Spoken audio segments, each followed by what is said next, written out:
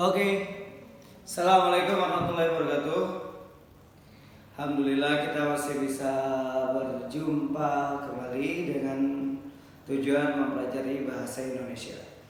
Nah, untuk kali ini saya akan membuat video tentang refleksi apa itu teks eksplanasi. Karena apa? Karena kita sebentar lagi akan menghadapi penilaian harian. Dan insya Allah untuk kelas 8 penilaian hariannya akan dilaksanakan pekan depan.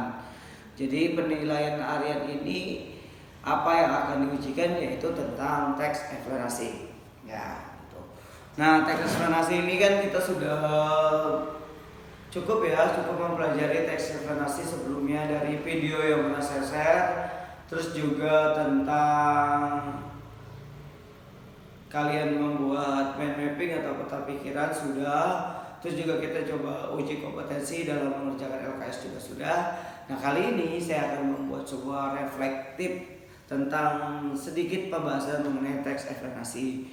Ya, semoga ini bisa membantu ingatan kalian mengenai teks eksplanasi dan juga bisa membantu nantinya menjawab penilaian harian. Oke, sekarang yang perlu kalian lakukan adalah membuka buku bahasa Indonesia pada halaman berapa nih? 91. Ya. 91 tentang teks eksplanasi. Sini judulnya peristiwa alam. Bab kelima. Ya. Apa sih itu teks eksplanasi? Di buku udah dijelaskan. Nah, cuma sekarang saya akan coba memberi gambaran. Sekarang kalian coba buka buku halaman 93, situ jelas ada di atas apa itu teks eksplanasi. Teks eksplanasi bertujuan informasi yang berkaitan dengan fakta dan memberikan wawasan terhadap si pembaca, kan gitu ya umumnya. Nah, di sini saya dalam pelajaran teks eksplanasi biasanya saya ingin kalian mengingat kembali memori tentang teks berita. Ciri-ciri berita apa? Yaitu memberi informasi, fakta, dan aktual. Oke ya, kalau berita kan itu informatif, faktual, dan aktual. Nah, dalam mempelajari teks eksplanasi kalian sangat memerlukan mengingat apa itu teks berita. Karena apa? Karena bedanya sangat tipis. Ya. Nah, kalau teks eksplanasi kan dapat kita simpulkan dari sebuah pengertian, yaitu harus fakta. Sebelum fakta informatif. Di sini berwawasan ya. Berwawasan. Oke. Eksplanasi.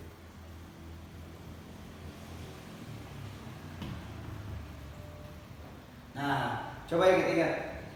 Teks berita juga sama-sama informatif.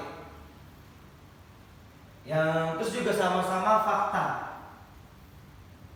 Yang terakhir aja yang membedakan. Kalau di berita itu dia harus aktual atau update. Nah, di berita di teks eksplanasi nggak mesti. Yang penting dia hanya berwawasan atau berpengetahuan. Bagaimana contohnya? Coba saya lempar tentang tsunami. Kalian pasti pernah dengar tentang tsunami di Aceh. Nah, tsunami di Aceh itu informasi nggak? Informasi dong. Ya. Terus dia fakta nggak? Jelas fakta. Tapi aktual nggak? Enggak. Karena apa? Karena itu sudah terjadi pada tahun 2004. Artinya apa? Ketika kita menulis teks tsunami, artinya tidak bisa menjadi berita, tapi bisa dijadikan sebuah teks eksplanasi, kan gitu ya. Jadi gampangnya sebenarnya kalau mau bicara teks eksplanasi, apa yang pernah diberitakan pada zaman dahulu kita bacakan sekarang itu menjadi sebuah teks eksplanasi. Oke ya, gitu gampangnya gitu. Oke. Setelah kita tahu tentang pengertian teks eksplanasi dan ciri-ciri teks eksplanasi, coba kita lompat ke halaman berapa ya? Kita cari coba strukturnya. Nah. Oke. Teks eksplanasi udah. Siapa sini ngerti ya? Saya hapus ya. Gampang lah ini, insya Allah bisa.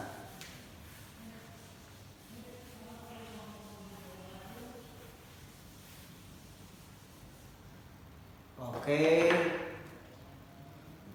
Kalau di buku kita lihat di sini pertama jelas tuh namanya struktur itu ada judul. Ya. Terus pernyataan umum.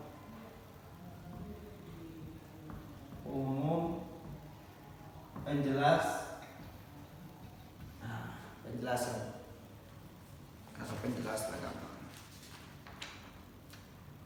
Ya. Jelas. Ini penjelasan ini bisa penjelasan ini bisa 1, bisa 2, bisa 3 dan seterusnya. Yang terakhir jelas penutup. Penutup itu biasanya berupa kesimpulan kecil. Oke ya. Nah kalau bicara strukturnya, pertama kita harus perhatikan dalam membuat dalam sebuah teks pasti jelas, mesti ada yang dinamakan judul. Jadi kalau kita nulis judulnya kan lucu juga ya. Nah setelah kita menulis judul, kita buat pernyataan umum. Apa sih pernyataan umum? Pernyataan itu adalah seperti gambaran secara umum tentang apa yang kita mau tulis. Objeknya misalkan tsunami, apa itu pengertian tsunami dan bla bla bla bla bla bla bla bla bla. Nah setelah itu baru penjelasan itu mengenai tentang lebih spesifik tentang mengenai tsunami. Ya kalau diperkirakan 1 paragraf saja sudah cukup melakukan sebuah penjelasan ya sudah. Tapi kalau kita rasa kita belum cukup dalam menjelaskan dalam 1 paragraf, maka ada penjelasan kedua. Masih nggak cukup juga ketiga dan nggak cukup juga ke dan seterusnya. Dan yang terakhir adalah sebuah penutup. Oke, dikit tentang struktur teks eksplanasi itu yang bisa saya jelaskan. Dan yang terakhir ini adalah bagian yang paling penting dalam sebuah mempelajari bahasa Indonesia, yaitu sebuah kebahasaan.